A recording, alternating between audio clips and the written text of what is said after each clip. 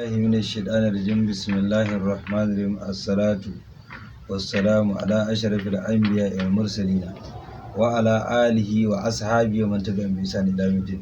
Mutane da yawa suna ta bugowa suna tambayan mafarkin taguwa, ma'ana raƙuma ta mace, kamar yadda mun sani a baya mun yi fassarar mafarkin raƙumi. Wannan raƙuma ta mace muke so mu magana a kai.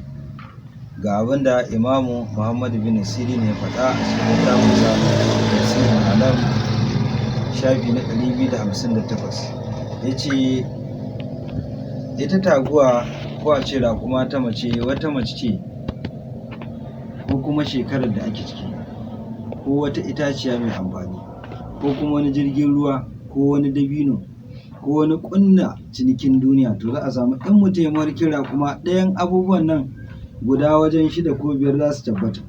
Na farko dai ko wata mace ce Allah zai haɗa mutum da ita mai albarka mai alkhairi, ko kuma shekarar da yake ciki ya samu alkhairi, ko kuma a fassara da cewa akwai wata itaciya mai amfani da Allah maɗaukin sarki zai kaddara ya mallaka, ko kuma a'a wata jirgin ruwa ce mutum zai mallaka ko kuma zai shiga, ko kuma a'a wani dabino ne zai samu, ko kuma wani ƙulla ciniki za a yi ko na harkokin duniya. Sai haka duk wanda ya ga ya mallake ta ko ya ga ya hauta, haƙiƙa zai aure in ya zamanto ba ya da aure. Idan kuma ya zamanto mai aure ne, mai yiwuwa zai yi wata tafiya mai amfani.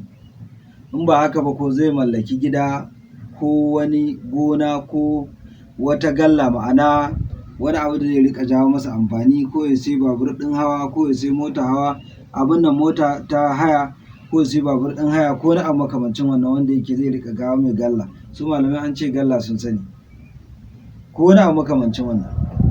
Duk wanda ya ga ya tatsi nonon taguwa, to insha Allah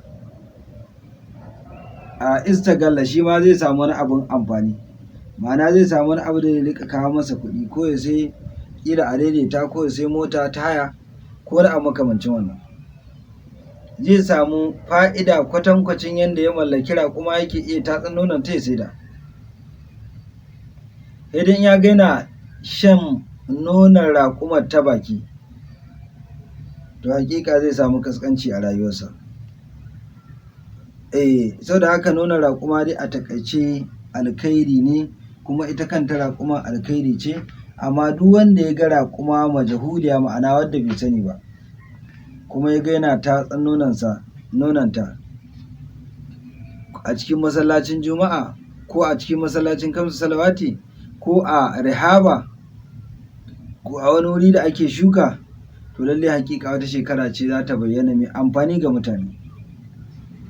Sai dai in ya zamanto mutane suna cikin tsarewa ko tsoro ko fitina ko wata bid'a, to lallai wannan zai gushe a gare su, saboda nonon raƙuma watan fitira ne, mana ana ganin fitira ce da sunna ita nonon raƙuma, saboda annabi ya ba wasu mutane su sha nonon raƙuma da hitsarin dan su warke.